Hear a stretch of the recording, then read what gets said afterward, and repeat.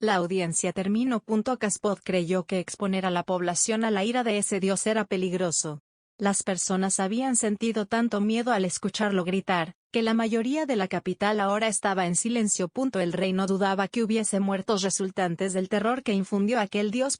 Eso llevó a la situación actual. Lucia, Pavel, Rena y el ojo que servía como cámara y micrófono a los conquistadores estaban en audiencia privada con Caspod.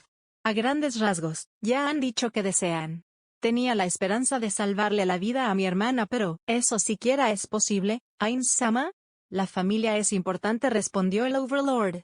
Y la culpa de la tragedia sigue estando dividida. Por supuesto, quien queremos que sufra más es Remedios, pero nuestra forma más efectiva de castigarla a ella, es castigar también a Calca. Y que Lord Caspod se resignó. Fue su error lo que condenó a su hermana. Debió cuidarla mejor cuando aún podía hacerlo. Sin embargo, no deseamos tener una mala relación con el Reino Santo, ni con su rey, dijo Ulbert. Por eso, podemos prometerle que su hermana no morirá, ni sufrirá daño alguno. Podemos jurarle que su hermana será feliz por el resto de su vida, y que ella misma se entregará a la nueva vida que le demos. Las hermosas palabras de Ulbert no eran tranquilizadores. Caspod reconocía las palabras como aquellas que diría un genio de la lámpara tramposo. Pero no era como si pudiera negarse a algo así. Entonces, si les entrego el Reino Santo, ¿prometen no matar a mi hermana? Prometemos no dañar a su hermana y entregarle una existencia llena de felicidad, a cambio de que entregue a las tres, y libere de su juramento a Pavel y Rena. Por ahora no tenemos ningún interés en obtener el reino. No tiene que mostrar esa cara, Caspod, dijo Touchme al ver la duda del rey. No es que no tengamos interés en el Reino Santo. Quizás en algunos años decidamos negociar una anexión, pero por ahora hemos llegado a nuestro límite operativo. ¿Límite operativo? Le supliqué a los emperadores que tomaran el Reino Santo, dijo Lucia. Pero debido a la situación del mundo, y a nuestra cercanía con algunos de los Lord Dragón, decidieron no hacerlo hasta que completaran de administrar los terrenos que ya han obtenido el Reino Dracónico, Barut, y por supuesto, lo que antes era Errantel y la frontera este del Reestice. Tenemos muchas ciudades que construir, y países que modernizar. Tomar al Reino Santo ahora no es práctico, más aún sabiendo que la única vía de comunicación sería la teletransportación ahora que tenemos un pacto de no intervención con Ramposa, explicó Touchme. Por eso no debe preocuparse. Cuando tengamos el poder para tomar y mantener el Reino Santo, entonces acudiremos a usted con un tratado. Por ahora solo le brindaremos un pacto de paz, y un respaldo diplomático para asegurar que nadie lo mate. Pero nos mantendremos alejados para que los Lord Dragón y la teocracia no crean que es nuestro aliado, o parte de nosotros, explicó Ulbert. Caspod amaba a su hermana, pero también amaba a sus demás hermanos. Amaba a su reino, amaba a su gente. Arriesgó su vida por todos ellos. Caspod lloró, y pidió disculpas en silencio. Esto será osado de mi parte. Pero me gustaría corroborar que el trato se cumpla si les doy a mi hermana. Caspod no podía hacer nada si el trato no se cumplía apropiadamente. Pero no podría vivir sabiendo que su hermana era torturada cada noche mientras él intentaba dormir. Así al menos, si veía que el trato no era cumplido y su hermana sufría, Caspod podría sencillamente quitarse la vida y olvidarse de todo. No tenemos ningún problema, respondió Ulbert. Podrá verla cada que así lo desee. Caspod no lo sabía, pero Ulbert sonreía de manera asquerosa. Touchme no vea con buenos ojos ese comportamiento. Desde su llegada al Nuevo Mundo, Ulbert se había mostrado muy piadoso y amable con los seres humanos. El demonio incluso llegó a decir que le agradaban los humanos de este mundo, como Gasef, Henry y la gente del pueblo carne. Pero ahora dejaba salir todos sus malos hábitos con aquellas mujeres que encontraba molestas, y descargó en ellas el peso de su imaginación. Sin más opciones. Caspod aceptó. Se anunció públicamente que Pavel y Rena habían sido liberados de todos sus compromisos con el Reino Santo, y se les otorgó medallas a ambos, además de darles como regalo una vieja arma que la teocracia les había dado tiempo atrás, pero para la cual nunca se encontró usuario. Fieles a su palabra, los dos héroes aniquilaron a todos los líderes demi-humanos que se encontraron. Si las poblaciones demi-humanas ya dominadas por Pavel y Rena fueron transportadas a una zona especial dentro de los dominios los emperadores. Se rumoreaba que los emperadores pensaban asentar a las tribus al norte de su reino. Las montañas de Belion y todo el territorio antes perteneciente a demi-humanos fue entregado al Reino Santo como nuevo territorio, aunque los derechos de tierra fueron entregados a la familia Garrido, es decir, a Lucia y su sobrino. Eso se hizo para que los emperadores no tuvieran una nueva frontera que cuidar contra la teocracia y Reestice, y podían mantener la zona como una fuente de ingresos extraoficial, dado que Lucia ocuparía algunas tribus demi-humanas vendidas por Pavel como guardias y recolectores en la zona. Parte del dinero sería entregado a los emperadores, como un pago por las tierras que se les dio a los del Reino Santo. La familia Custodios tuvo fuertes problemas con la familia real. Cuando Kelart y Remedios fueron entregas a los emperadores junto con Calca, ellos quisieron iniciar una revuelta, pero todos estaban demasiado temerosos de los conquistadores para seguirlos. Algunas personas como Orlando y otro color más, amigo de Pavel, se ofrecieron a ir al nuevo imperio, cuando Pavel les dijo que sus señores querían abrir un nuevo gremio de exploradores, quienes tendrían la oportunidad de entrenar con subordinados de los emperadores. La última gran adquisición que los seres supremos obtuvieron del Reino Santo fue un antiguo cardenal que no confiaba en la palabra de los 6 dioses, razón por la que lo habían degradado y marginado en un viejo templo menor. Ese hombre fue quien le dio el apellido Baraja a Pavel y Rena cuando se casaron. Dado que Clementine insistía en crear una nueva iglesia, alguien con tanta experiencia era importante. Ya cuando los asuntos políticos quedaron zanjados, y solo quedaba cosechar los frutos, se dio un anuncio a todo el mundo. Draudillon, Rista, el Nixienri, los 3 más grandes administradores de tierra dentro del nuevo imperio de los seres supremos, se presentaron a la ceremonia de liberación de los Baraja. Se usó la magia salvaje de Draudillon para darle el anuncio al mundo.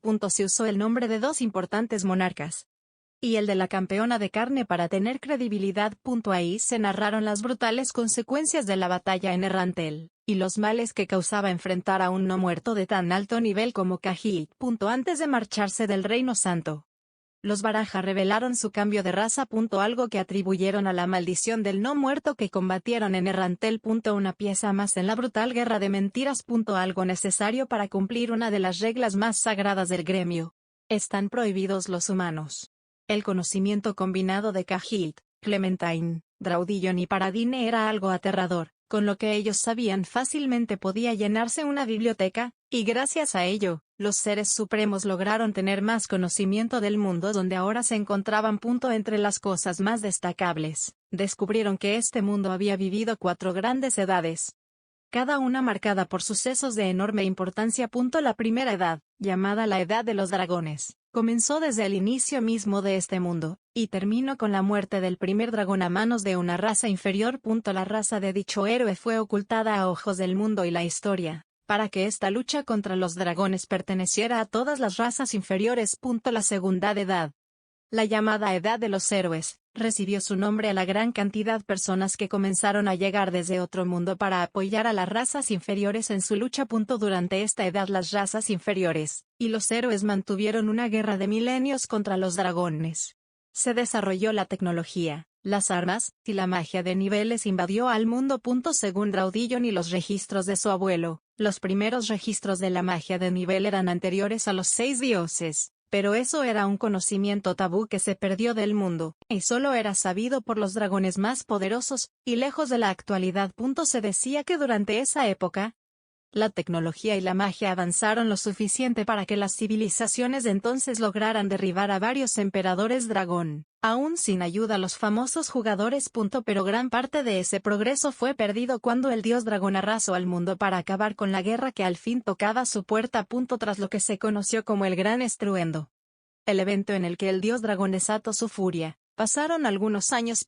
Tiempo después, el dios dragón fue asesinado y los de su raza entraron en guerra contra un ser hasta ahora desconocido. La Edad de los Héroes terminó cuando el último dragón divino, una raza por debajo del dios dragón, pidió la paz a todas las razas inferiores. Después del pacto con el dragón divino comenzó la tercera edad del mundo, la edad de la falsa paz. Por un tiempo todas las razas recordaron los milenios luchando lado a lado. Aunque se había separado debido a las diferencias físicas y culturales, aún mantenían un cierto sentimiento de compañerismo, pero este terminó con la llegada de nuevos jugadores. Antes, cuando un jugador llegaba al mundo, luchaba por su supervivencia, y se unían las razas inferiores para aniquilar a los dragones. Al tener a un enemigo común, Todos ellos llegaban con una misión que los impulsaba y motivaba a dar la vida de ser necesario.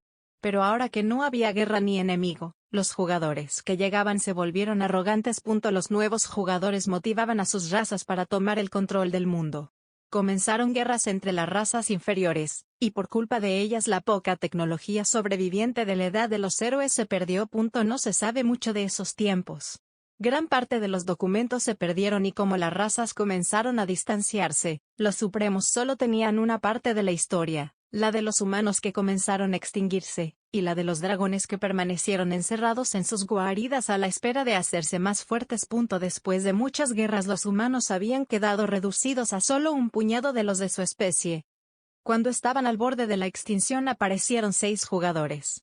Los primeros en traer consigo una base, hasta donde se ha registrado cuando esos 6 jugadores llegaron al mundo se comenzó con la cuarta gran edad del mundo. La edad de los dioses que hasta ahora ha durado 600 años y en la que se vive actualmente.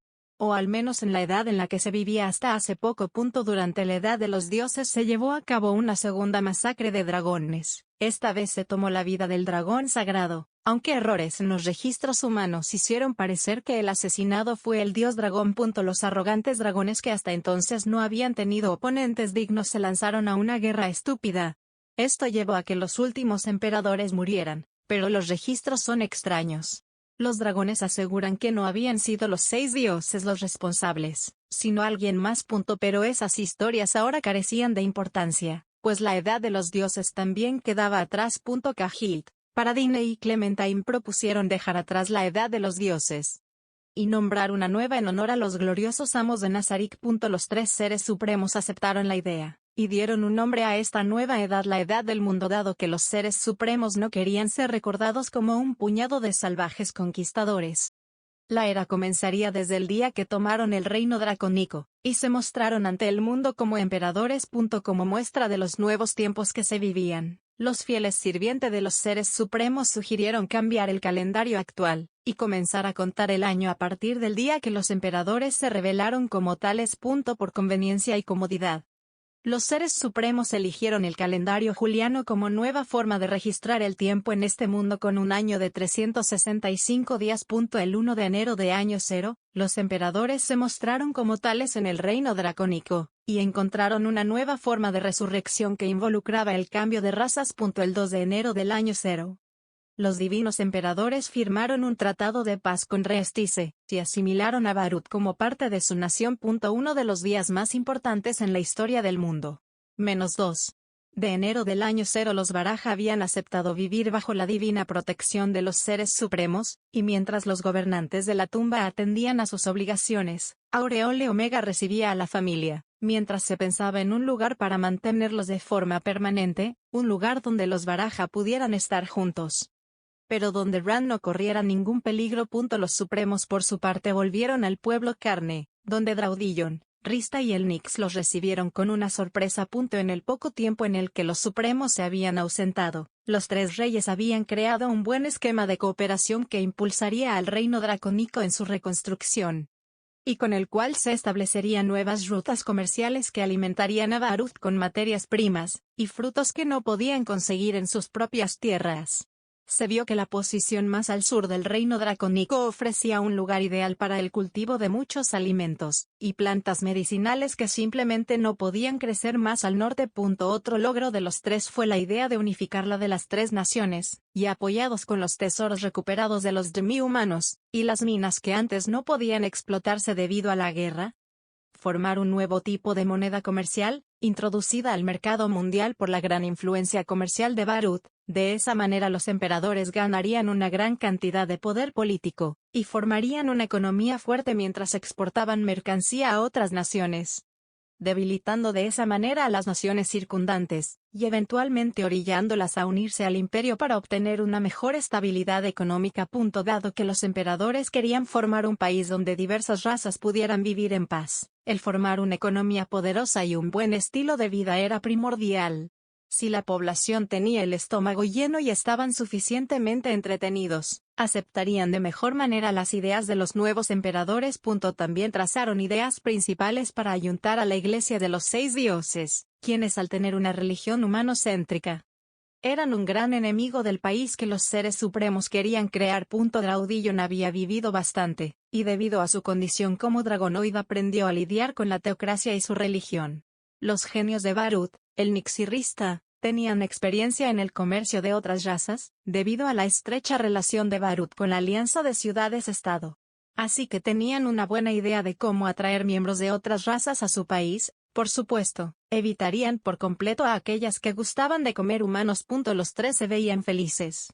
Al principio ninguno creyó tener nada para ofrecerles a los emperadores, así que al ver lo mucho que podían hacer para ayudar a sus señores y a su visión del mundo, su visión sobre sí mismo cambió, y al sentirse útiles y ver lo mucho que podían hacer ahora que servían a los mismos amos, los tres reyes no tenían arrepentimiento alguno por entregarse con tanta facilidad. Dado que no tenía sentido rebelarse contra los emperadores, ahora las prodigiosas mentes de los tres se concentraron en hacer mejor la vida en el nuevo imperio. Las ideas fueron anotadas y se pasaron a Demiurge. Después de que el demonio les hiciera correcciones y diera el visto bueno, se comenzaría con las operaciones. Dado que parecían congeniar tan bien, los seres supremos les otorgaron a los reyes reuniones semanales para reunir inteligencia. Por supuesto, esto también tenía el objetivo de servir como reuniones estratégicas para tratar con la teocracia y sus iglesias repartidas por el imperio. Tras dar sus opiniones generales, el Nix entregó los dos más grandes regalos que había preparado para sus nuevos señores. El primero fueron los trabajadores a las afueras del pueblo Carne, quienes aceptaron servir a los emperadores y ayudarlos a fundar una nueva ciudad. El segundo regalo fue de más interés para Agins. Pero si bien era un regalo interesante, también era uno incómodo. Dado su poder, no sé si esto sea un buen ofrecimiento, pero les aseguro de que esto es lo mejor que mi nación puede ofrecer, dijo el Nix, y señaló al viejo que lo había estado acompañando. Fluader Paradine es es un gran hechicero y consejero. Espero que por favor lo acepten como una muestra de nuestra lealtad. El viejo sonó desconsolado cuando dijo el primer nombre del Nix.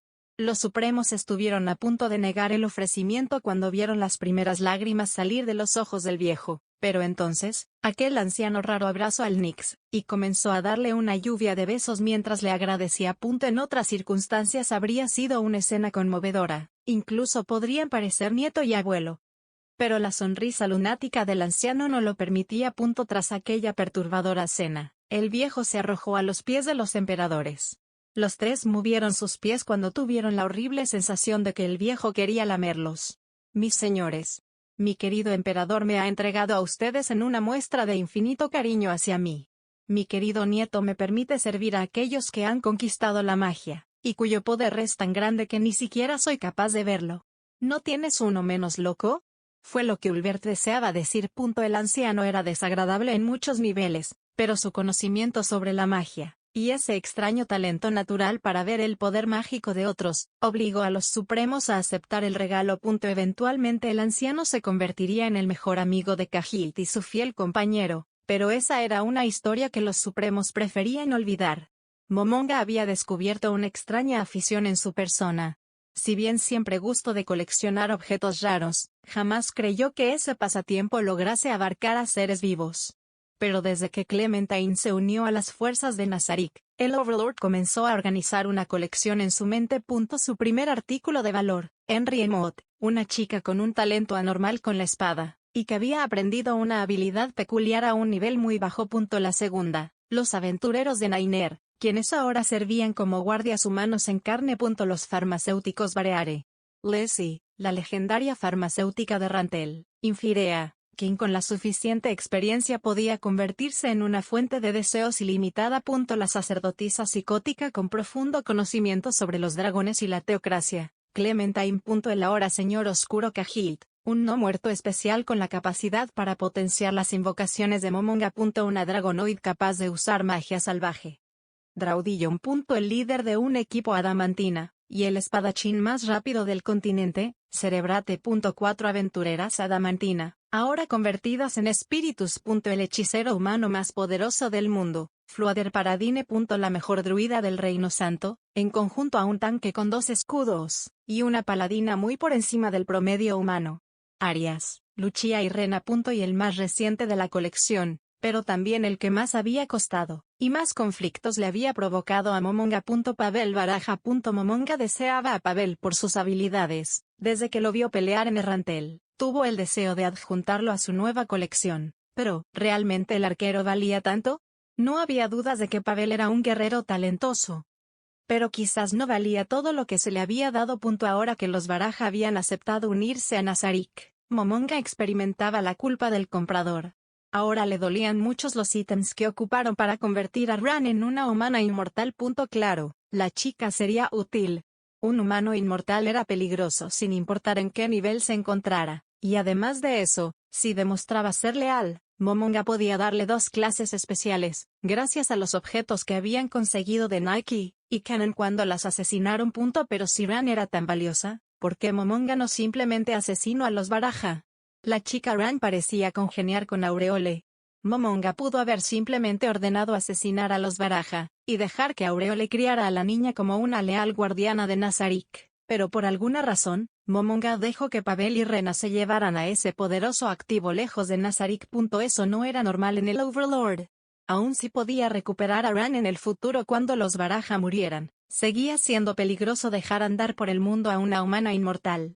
Esa raza tenía inmunidad total a las maldiciones convencionales, por lo que Momonga y buena parte de los heteromorfos de la tumba tendrían problemas si la chica llegaba a subir a nivel 80. ¿Por qué le había ofrecido tanto? Momonga fingía no saber la respuesta, pero en el fondo lo sabía. La primera vez que vio a Pavel pelear en esa plaza contra Cahilt, el Overlord recordó a Peroroncino. Pavel y el Ser Supremo no tenían nada en común salvo su amor y habilidad por el arco. Pero cuando lo veía pelear de esa forma, tan medida, tan calculada, Momonga recordaba a ese compañero. Ese hombre tenía la capacidad para convertirse en una amenaza a futuro, y ahora que tenía una razón para vivir de manera infinita, sin lugar a dudas pagaría su deuda tarde o temprano. Aun si el arquero no era fuerte, tenía los instintos de los cuales Peroroncino siempre hablaba. La clase de instintos que llevaron a Miyamoto a superar al sistema. Ran, Pavel y Henry. Una tenía la raza, otro las habilidades y la última el talento. Esos 3 humanos que le eran tan leales, tenían un parecido no solo con sus amigos, sino además también con Miyamoto.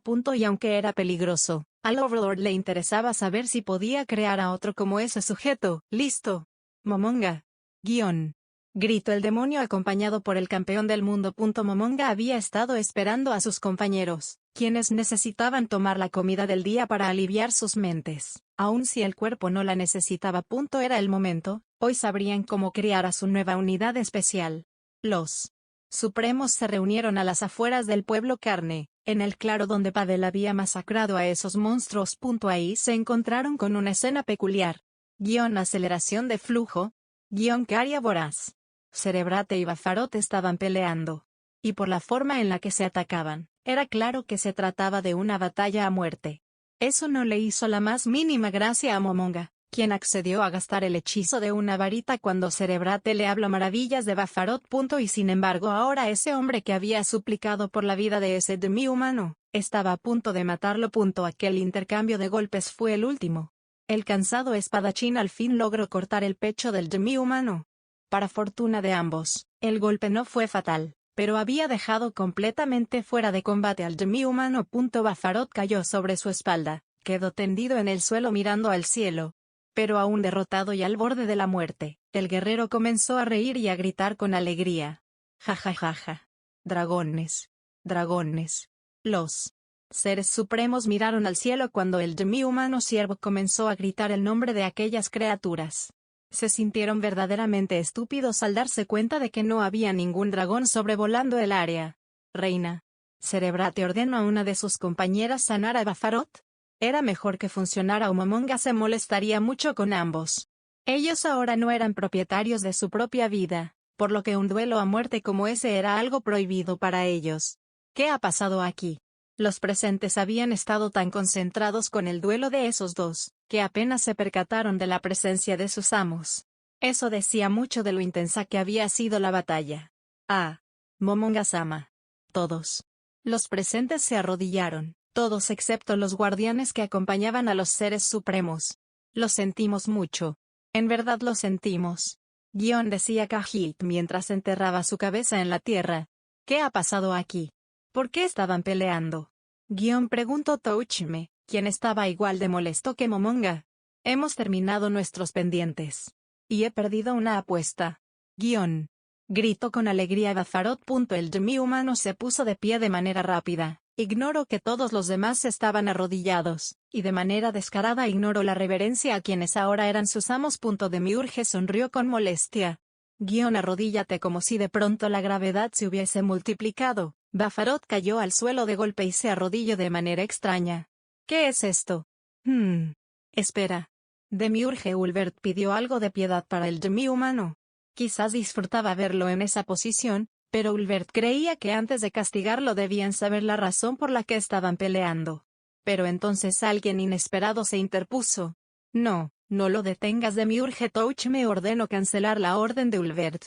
En un momento de incertidumbre, el demonio miró al Overlord, pero para su fortuna, el propio Ulbert respetó las palabras de su amigo, y le pidió a su creación ignorar su primera orden. Parece que no comprendes tu posición, Bafarot, así que deja que sea sincero contigo. Por ahora eres igual que Cahilt.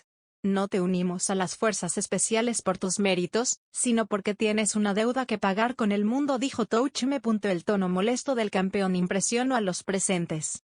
La gente del Nuevo Mundo se había hecho a la idea de que Touchme era el más tranquilo de los tres. Quizás era por la armadura blanca, pero sentían que era el menos amenazador y el más compasivo. Pero ahora esa imagen fue cuestionada.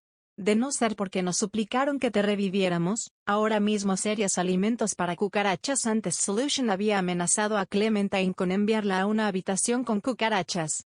Antes creía que era solo algo que dijo para asustarla, pero ahora que el propio Ser Supremo lo mencionaba, Clementine solo podía imaginarse un infierno aterrador. Ahora, dime, ¿por qué estaban peleando? Fue mi culpa, oh Alzama. Cerebrate alzó la voz y con cuidado se puso de pie. El aventurero explicó la promesa que había hecho con Bafarot antes de morir. Fue entonces cuando los supremos entendieron por qué el Demi humano gritaba dragones con tanta alegría. Por lo que sabían, a ese sujeto le gustaba pelear, así que la caza de un dragón sonaba ciertamente interesante. A pesar de que Touchme no lo aprobaba, Ulbert y Momonga recordaron darles alguna vez la oportunidad de enfrentar un dragón. Gracias a la promesa con Cerebrate, y al hecho de que ahora Bafarot formaba parte de Crystal Tears. Touchme ya no pudo cumplir su objetivo de encadenar al Demi humano asesino de la misma forma que lo había hecho con Cahilt. Quizás la actitud de Touchme pareciera mala y peligrosa en un principio, pero gracias a ello todos los presentes podían estar tranquilos. Al ver a Cahilt y saber quién era, a muchos les preocupaba que los seres supremos hubiesen planeado la destrucción de Rantel. Pero al ver que esa poderosa criatura era tratada como un esclavo, pudieron respirar tranquilos. Los seres supremos tenían claros sus principios. Bueno, uno de ellos. Al darle el perdón y otra oportunidad a Bafarot, Touchme también demostró a los Baraja que no era como Remedios. Una vez pasado el problema con esa promesa sin cumplir, los presentes se agruparon alrededor de un círculo ritual. Todos los humanos candidatos para conformar el equipo de héroes estaban aquí. Cahilt y sus acólitos bebían pociones para recuperar su MP. Ahora verían las estadísticas y niveles de los nuevos sirvientes de Nazarí. Si un viajero perdido diera por casualidad con este lugar, lo arrepentiría por el resto de su vida. Aun si los guardianes y los supremos no estuvieran presentes, ningún humano perdido podría escapar del grupo aquí reunido. Todos los posibles candidatos para formar el equipo de héroes habían sido convocados. Desde el poderoso nigromante no muerto, hasta las recién revividas y transformadas aventureras Adamantina. Las únicas excepciones eran Mfirea, Ran, Henry, Lucia y su sobrino. Los tres primeros por ser activos demasiado importantes para la tumba, y los dos últimos por tener un valor estratégico mayor a su capacidad de combate. Perfectamente los supremos podrían armar dos equipos con los aquí presentes, pero su intención era crear solo uno que pudiera hacerle frente a casi cualquier amenaza. Por supuesto, esto no era solo trabajo. Ulbert consiguió convertir esto en un juego y hacerlo divertido. El Overlord, el caballero y el demonio habían hecho apuestas de quiénes eran los más fuertes, y quiénes los más débiles de los elegidos. Por supuesto, los tres coincidieron en que el Señor Oscuro era la persona de más nivel entre los presentes, aunque Paradine también parecía prometedor. Y mientras los acólitos de Cahill marcaban los últimos símbolos del círculo ritual, uno de los presentes gritó eufórico al ver los trazos. ¿Eso es? ¿Podrá ser?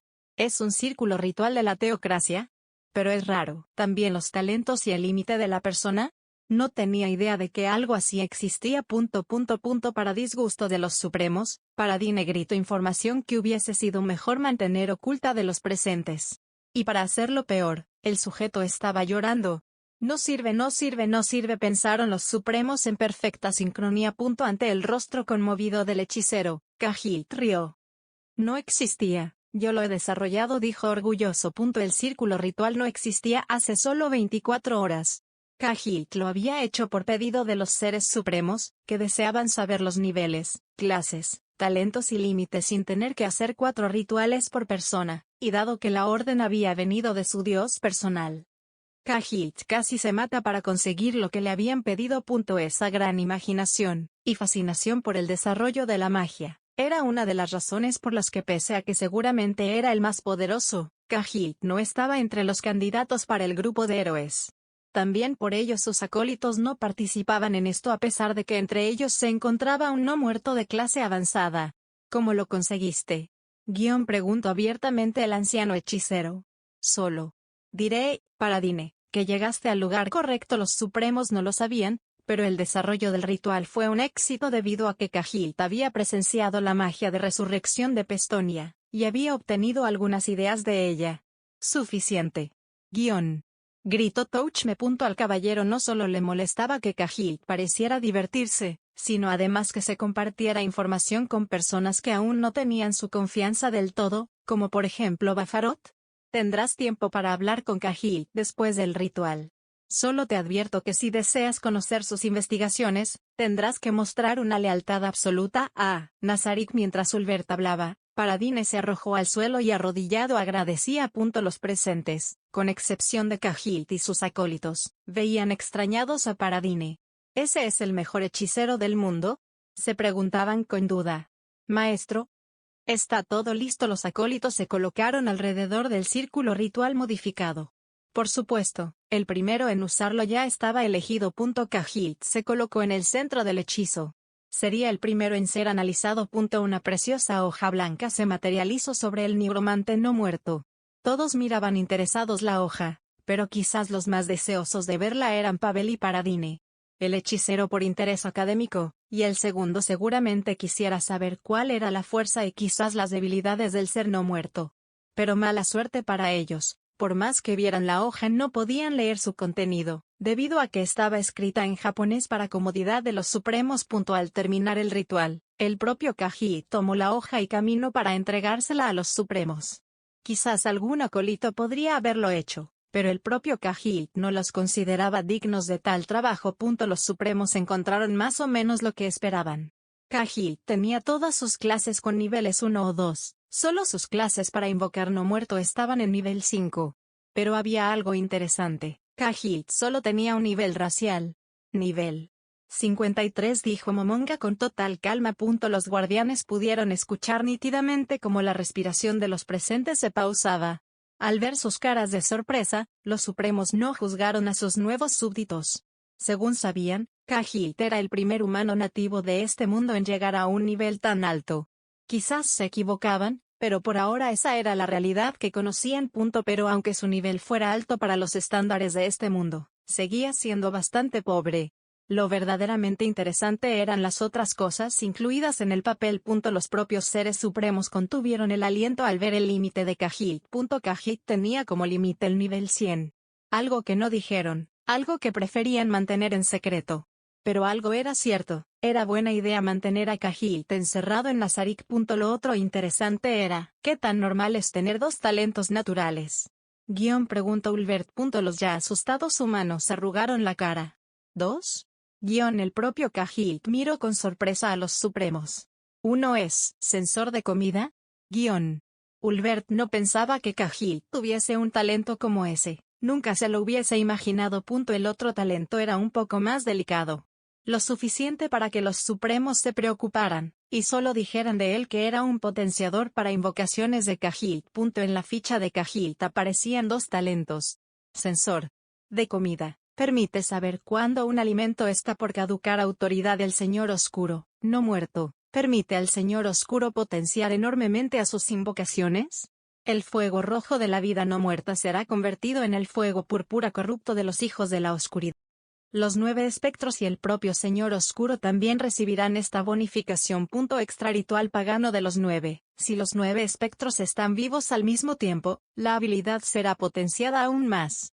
Eso explicaba muy bien por qué los héroes no muertos de Momonga se habían hecho tan poderosos. Momonga había invocado a sus héroes por encima de los zombies de Cahilt, y por ello habían recibido la bonificación. Aunque preocupante, esto significaba que Momonga había recibido un fuerte bufo. Esto lo dejaba claro, Cahilt no podía dejar la tumba jamás. Su clase y su talento natural lo hacían invaluable. Como este que tiene 2 talentos. Preguntó iracundo Bafarot. Cahilt tenía la respuesta. Nací 2 veces.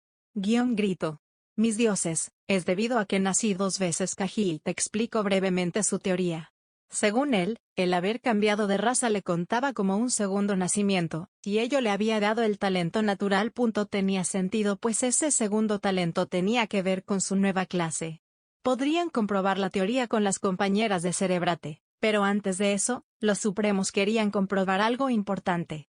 Cahilt, antes no dijiste que el nuevo límite de Clementine tras romper su nuevo limitante era el nivel 51, ¿no? Exactamente cuál es el límite más grande que has visto? Preguntó Touchme. Los Supremos se mostraban reacios a compartir cuál era el límite de nivel de Cahilt. Antes de revelarlo querían saber si esto era normal. Ryuji tiene un límite de 70, reveló Clementine. Los presentes no escondieron su sorpresa.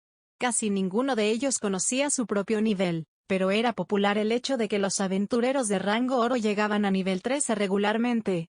Que Cahilt fuera nivel 53 era aterrador, pero saber que había alguien que podía ser más fuerte que él, lo era aún más.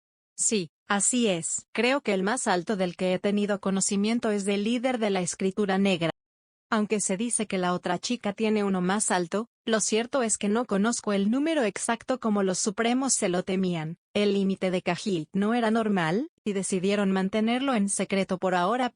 El límite, escrito en letras rojas, indicando que quizás era el tope para cualquier persona, era el nivel 100. El límite de Cahilt era 100. Un motivo más para no dejarlo salir nunca de Nazarik. Los Supremos doblaron la hoja y la escondieron. Le daremos la información al jefe del equipo después. Ahora prosigamos. De momento harían como que no sabían nada y continuarían con el plan. Cahilt era interesante. Con sus estadísticas, clases, y sobre todo ese talento natural, el no muerto podría ser una amenaza seria para el mundo. Pero por ello mismo es que no podían dejarlo suelto. Liberar a alguien así sería un desperdicio. Era una lástima, dado que según su hoja Cahilt solo tenía menos 200 puntos de karma, lo que quería decir que aún no alcanzaba el límite de 500, y por tanto sus no muertos no eran tan poderosos como deberían. Los Supremos ya se imaginaban más o menos lo que esperarían. Fluder. Paradine nivel 42, nivel máximo 50, karma 02, neutro, raza, humano, hechicero de élite, maestro de la magia arcana, divina y espiritual. Niveles enfocado al ataque a distancia, la investigación mágica y algunos como maestro no muerto que eran inútiles por su karma positivo diagonal neutro. Talento natural, percepción de aura mágica. Le permite al usuario ver el potencial mágico de cualquier persona que no ocupe magias antiespías. Los Supremos ahora sabían que ese viejo no era un fraude. No solo era un anciano raro, y calificaron su nivel de amenaza como alto para los estándares de este mundo.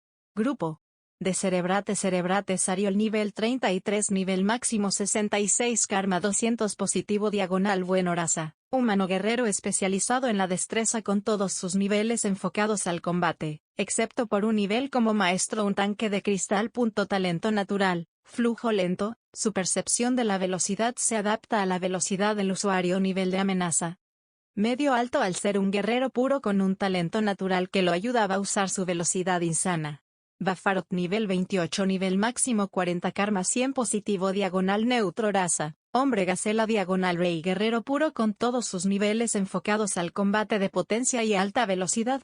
Talento natural, impulso, sus estadísticas aumentarán brevemente mientras esté emocionado. Nivel de amenaza medio un guerrero fuerte parecido a Cerebrate. Su naturaleza de gacela y su talento lo hacían interesante.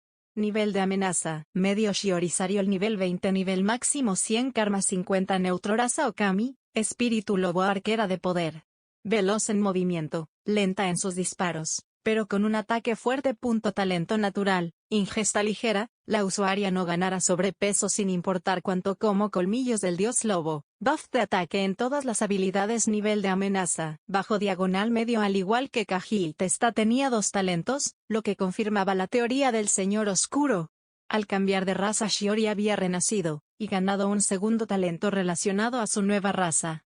Curiosamente también tenía el nivel máximo.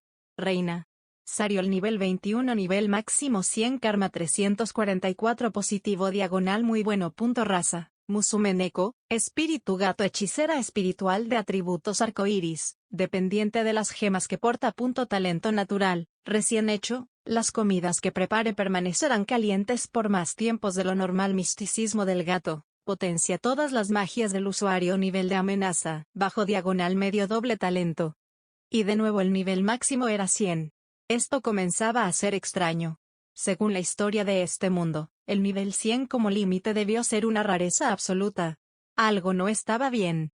En Sario el nivel 19 nivel máximo 100 karma 400 positivo diagonal Santoraza, Tsuki Usagi, conejo de la luna diagonal espíritu sacerdotisa enfocada en el apoyo y la sanación. Talento natural, lectura rápida, leerá todo texto el doble de rápido. Recuerdo de la luna, todas las magias serán potenciadas durante la noche. Será más fuerte entre mayor sea la luz que se recibe de la luna. Nivel de amenaza, bajo diagonal medio 2 talentos naturales, nivel máximo de 100. Por alguna razón todas las compañeras de Sere hasta ahora compartían su apellido. Risha Sario el nivel 23 nivel máximo 100 karma 100 neutro diagonal malvadoraza, Kitsune. Espadachín ligero, duelista experta. Todos los niveles dedicados al combate con espada ligera. Talento natural, caída lenta. Si tropieza su caída será menos dolorosa. 9 colas. Por cada cola que tenga, tendrá acceso a una magia especial. Una cola da hechizo de nivel 1, 2 colas da hechizo de nivel 2, etc. Colas actuales 2 nivel de amenaza. Alto Momonga por fin dio con la razón por la cual tenían el mismo apellido. Pensó que quizás se debía a que pasaron tanto tiempo con Cerebrate que ahora eran parte de su familia, pero por ahora era algo que debían confirmar. Lo más importante, comenzaba a sospechar que el nivel 100 como límite era también consecuencia del cambio de raza, pero debían investigar eso con cuidado. Clementine nivel 42 nivel máximo 50 karma 180 malvadoraza, humana asesina experta en armas ligeras, también sacerdotisa experta en magias de apoyo y curación. Talento natural, entonadora. Confiere el poder de las entonadoras. Nivel de amenaza, alto grupo de los baraja rena baraja nivel 28 nivel máximo 33 raza, humano. Paladín experta, todos los niveles al combate cuerpo a cuerpo. Amplia resistencia a la magia. Talento natural, sin talento natural. Nivel de amenaza, medio. Después de analizar a Rena, los supremos creyeron que su diversión se había terminado. Ya solo faltaba Pavel para analizarse, y de él lo sabían casi todo. Sus clases, sus niveles, él mismo había dicho sus especialidades tenían conocimiento de su talento natural, pero para no causar sospechas en los demás, o demostrar favoritismo, le hicieron tomar la prueba, y con ello se llevaron una agradable y desagradable sorpresa. Pavel baraja nivel 44 nivel máximo 55 karma. Momonga no podía creer el karma que tenía el arquero. Menos 500 Pavel. Tenía menos 500 de karma. Pero eso no era lo peor. Sus clases y niveles estaban completamente desquiciadas. 5 niveles como arquero, 5 niveles como gran maestro arquero diagonal genio, 5 niveles como arquero maldito diagonal genio, 5 niveles como maestro de maldiciones diagonal genio, 5 niveles como gran maestro de maldiciones diagonal genio, 3 niveles como asesino de masas, 1 nivel como artista marcial, 1 como gran artista marcial, 1 como maestro. Marcial diagonal genio 1 nivel como padre 1 nivel como esposo 1 nivel como sombra 1 niveles como gencida 1 nivel como trampero diagonal maldito 2 niveles como arquero sagrado diagonal corrupto 1 nivel como mata dragones 1 nivel como enemigo de no muertos 1 nivel como héroe diagonal falso héroe 2 niveles como líder 1 como guardián de la familia era una locura. El arquero hasta ahora parecía ser una buena persona. Pero esto parecían los niveles de un monstruo. Ni siquiera Cajilto o Clementine tenían un karma tan bajo, y ellos eran psicópatas que habían asesinado a miles de personas que disfrutaban con el dolor ajeno. ¿Qué pasaba con ese karma? ¿Qué pasaba con esos niveles? ¿Pasa algo malo, Ainzo Algaon-sama? El arquero preguntó preocupado a sus amos. El silencio de estos le inquietaba. Los tres voltearon a mirar a Pavel. Ese padre amoroso, ese esposo devoto, ese hombre que lloró y suplicó por la vida de su hija, era un demonio. Un bebé de mi humano se encontraba llorando en medio de la plaza del pueblo. Sus ojos habían sido untados con una planta irritante que lo había dejado ciego. La cría lloraba desesperada por no poder calmar su dolor. Los gritos, los agudos gritos del lactante llegaban a oídos de los guerreros, los civiles y la madre, que era contenida por una multitud de personas. Nadie hacía nada para calmar el dolor de la criatura. Ese día muchos descubrieron cuánto tiempo hacía falta para que un lactante de mi humano tuviera un ataque cardíaco. Después 30 minutos el niño paró de gritar. Durante las siguientes 4 horas siguió llorando, aunque con la garganta destrozada, haciendo sonidos húmedos y rotos que penetraban en lo profundo del alma de los demi-humanos. Una vez muerto el bebé, nadie tuvo valor para contener a la madre, quien salió completamente rota hacia la plaza de la ciudad. La mujer demi-humana tomó a su hijo y lo cargó con cuidado. Se quedó ahí, mirando el hinchado rostro de su bebé muerto. Después de 7 horas algunas personas se atrevieron a salir de sus hogares. La mayoría caminó hacia la plaza junto con la madre con la intención de darle consuelo. Creían que el terror se había marchado, pero estaban equivocados. En pocos segundos la plaza se convirtió en un campo de tiro. 30 demi-humanos murieron, incapaces de ponerse a cubierto bajo sus techos de madera. El arquero seguía ahí. ¿Por qué no nos quema? ¿Por qué no solo nos mata? Se preguntaban los aterrorizados demi-humanos, que durante días se mantuvieron encerrados, pasando dolor y hambre, mientras que el cazador se llenaba el estómago con las riquezas de las montañas. Si alguien intentaba escapar, lo mataba. Si alguien intentaba negociar, lo mataba. Si alguien salía suplicante, ofreciéndole su vida y servicios a cambio de que perdonara al pueblo o al menos a su familia, el cazador igualmente lo mataba. ¿Por qué no quemaba las casas de madera? Porque entonces algunos podrían escapar en medio de la confusión. Si las personas intentaban escapar de manera masiva, igualmente eran cazados. El talento de Pavel les permitía perseguirlo y encontrarlos, siempre que pudiera concentrarse lo suficiente. Debido a su talento era imposible tenderle una trompa, debido a su experiencia era imposible derrotarlo en batalla. Mientras los demi-humanos temblaban, se canibalizaban y morían de hambre encerrados en sus casas, Pavel tallaba figuras para su hija, escribía cartas para su esposa, experimentaba con nuevos platillos. A veces los demi-humanos veían humo. Sabían que el cazador estaba comiendo, e igualmente no podían hacer nada. Algunas veces las patrullas de guardabosques se acercaban a la zona de casa de Pavel para enviar las cartas que escribía para su familia. Una vez, un joven que se había enlistado por propia voluntad, y que mantenía un fuerte odio a los demi-humanos, vio las tácticas del arquero. No pasaron muchos días antes de que dejara el ejército. Usar a los niños de carnada, cocinar a las demi-humanas vivas, comerse a los lactantes, que en palabras del arquero, tenían un sabor singular. Esas eran sus tácticas favoritas para mermar la sanidad mental de poblados enteros. Cada cacería de Pavel significaba un pueblo demi-humano menos. Significaba al menos una población de 1500 reducida a 0. Pavel no tenía ningún odio por los demi-humanos, tampoco le divertía de particular manera torturarlos de esa manera, sencillamente lo hacía porque facilitaba su trabajo. Le era completamente indiferente el dolor de las personas ajenas a él. Clementine peleaba impulsada por la venganza, su malicia nació de un problema mental que vivió con ella desde el nacimiento, y empeoró por el sentimiento de haber sido traicionada. Cahill peleaba motivado por el amor a una madre fallecida. Sus investigaciones, las torturas, el tabú, los cadáveres, todo tenía un motivo, una razón. Para Cahill y Clementine, todo lo que hacían era personal. Para Pavel era sencillamente trabajo. Demi-humanos, demonios, no muertos o humanos, era irrelevante.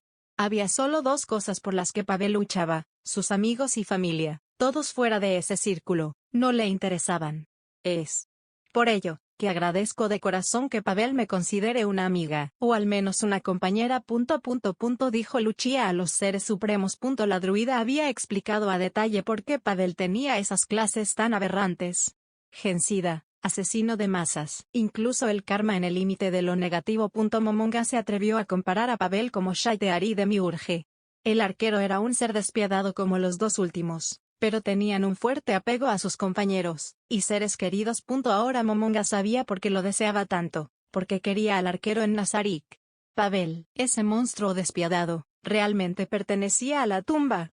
¿Por qué alguien así sirvió tanto tiempo al Reino Santo? Touch me tenía sus dudas. Pavel no ha conocido una vida fuera de los bosques o del Reino Santo. En los bosques puede practicar con su arco, y en el reino, antes de casarse, disfrutaba gastando su dinero en comidas de primera y mejoras a sus armas. ¿Sirvió al Reino Santo porque no conocía nada más? ¿Solo porque eso? Cuestionaba el caballero, incrédulo. Todos debemos trabajar para ganarnos el pan de que cada día, interrumpió Ulbert. Sería fácil solo robar un banco, pero tendrás que vivir cuidándote de la justicia. Un hombre necesita trabajo, sin importar qué clase de hombre sea. La lógica de Ulbert le supo amarga al caballero, pero entendía el punto. Ahora que ha dicho eso, Ulbert-sama, creo que es exactamente así como piensa Pavel. Verá, después de que naciera su hija, Pavel comenzó a pedir aumentos e incluso ascensos. Nunca lo ascendieron más allá de su rango de capitán, debido al miedo que se tenía de él, pero a cambio se le duplicó el sueldo en 4 ocasiones. E incluso se le dieron algunos tesoros del reino para que supiera cuánto se apreciaban sus servicios. ¿El miedo tenía que ver con sus métodos para atacar a los demi-humanos? Preguntó el Overlord. Así es, al rey anterior realmente le aterraba Pavel. Muchos, y me incluyo, pensamos que Pavel podría iniciar y ganar una guerra contra el Reino Santo él solo. Pavel no debe exponerse al combate directo. Tienes las capacidades para exterminar equipos de rango adamantina, y por sus agudos sentidos es prácticamente imposible tenderle una emboscada. Ulbert rió. No los culpo por tenerle miedo.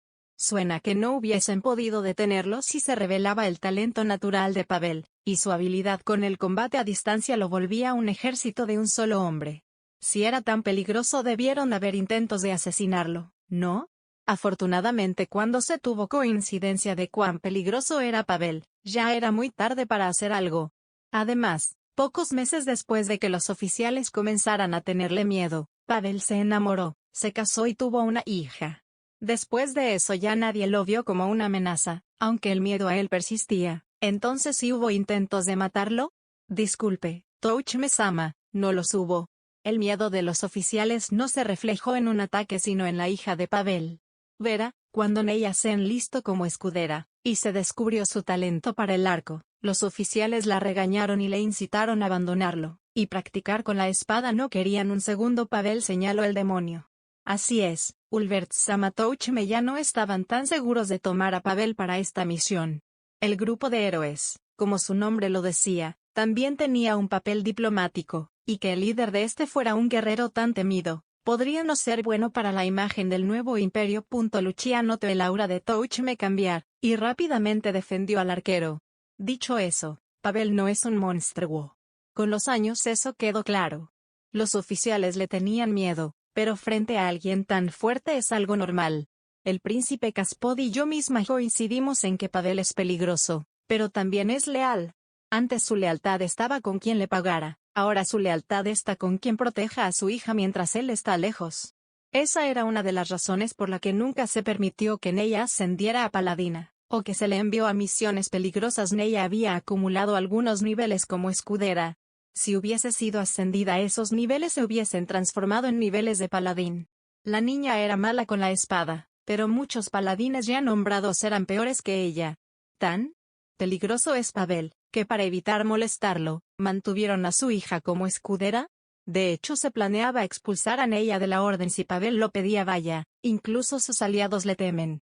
Ahora me sorprende más el hecho de que los demi-humanos sigan existiendo. ¿Podría ser que alguien ayudaba a los demi-humanos contra Pavel? Touch-me-sama. Le puedo jurar que nadie del ejército haría tratos con demi-humanos. La razón por la que estos siguen existiendo se debe a que Pavel es solo un hombre, y los demi-humanos se cuentan por millones aunque Lucia no lo dijera en estos momentos. Ulvert supo ver que la reducción en el presupuesto militar de la muralla hacía que el trabajo de Pavel fuera ineficiente. Es como en las empresas negras. Aunque existe un hombre talentoso que mantiene la oficina a flote, es solo un hombre. Es imposible que logre mucho él solo, sobre todo si los jefes le quitan presupuesto a su departamento. La lógica del demonio llegó a sus amigos, y si la reina era tan incompetente como Lucia y Remedios lo habían demostrado, entonces era acertado comparar al Reino Santo con una empresa explotadora. Bien. Lo entendemos. Y al final esto no cambia las cosas demasiado, así que no debes preocuparte, Lucia. Por ahora retírate, y no les digas ni una palabra de esto a los demás, ordenó el Overlord. Jamás. Momonga-sama, la druida, se retiró de la sala, dejando atrás a los supremos, que comenzaron a discutir las habilidades de su nueva adquisidor. Le hemos dado demasiado como para descartarlo en estos momentos, dijo Ulvert mientras miraba al caballero blanco. Yo no dije nada, no, pero lo pensaste. Ahora sabemos que Pavel es un hijo de fruta, pero no cambia el hecho de que es leal, y tiene un buen sentido de la responsabilidad. Su falta de empatía con sus enemigos o la crueldad de sus métodos no cambian esas cosas. Personas como él solo respetan la ley porque de lo contrario tenían problemas, ¿y eso es algo malo? Si las personas se comportaran solo porque es lo correcto, las leyes no tendrían sentido. Piénsalo un poco. Además, después de ver a Remedios, no me atrae mucho la idea de reclutar a alguien que sigue las reglas solo por convicción. Igual no me agrada la idea de darle armas poderosas a alguien así. ¿Y Clementine? Porque ella es diferente. A diferencia de Pavel, ella disfruta causando dolor. Exacto, ella lo disfruta. Tiene una razón lógica para hacerlo. Algo más terrenal, Pavel lo hace de una manera más fría. Y una persona así es peligrosa. Después de escuchar una clara diferencia de opiniones, Momonga intervino. Es más fácil matar a alguien desde lejos, pero Ronsino creía que las armas a distancia evitaban que sintiera culpa. Esas palabras hicieron que los supremos recordaran a sus enemigos suplicando para que no los asesinaran. En ese entonces era solo un juego, pero aún podían sentirse mal por su víctima. Pero Ronsino no tenía ese problema. No tenía que enfrentarse directamente a sus objetivos, y eso le quitaba un peso de los hombros. Con el tiempo los demás seres supremos le encontraron el gusto a ver a las personas suplicar, pero a Ronsino le parecían demasiado indiferentes esos escenarios. A él le emocionaba más que su HP no bajara durante sus duelos, o la distancia que sus disparos recorrían. Creo que como nosotros, Clementine encontró placer a ver a alguien suplicando por su vida. Pero Pavel no siente ese placer porque para él las muertes son demasiado ajenas a sí mismo. El karma de Pavel está por los suelos debido a sus acciones y la cantidad de muertes, pero no creo que realmente sea tan malo como Clementine. Dicho eso, a diferencia de Clementine, él tiene una familia por la cual pelear, así que primero, no creo que sea peligroso nombrarlo líder del equipo de héroes, y en segundo, al ser el único con un apego tan fuerte a otra persona, es nuestra mejor opción para el puesto. No me convence, pero dado que aún tiene un nivel bastante bajo, creo que valdría la pena ponerlo a prueba. Touch me aceptó la lógica de su compañero, y vio el lado bueno de las cosas. Al final no creo que sea posible subir a nivel 100 en este mundo. Si llega a volverse un problema, tendremos maneras de lidiar con él. Ulvert dio una palmada a la espalda de su compañero. Así se hablaba. Haber conocido a Remedios le hizo mucho bien al caballero.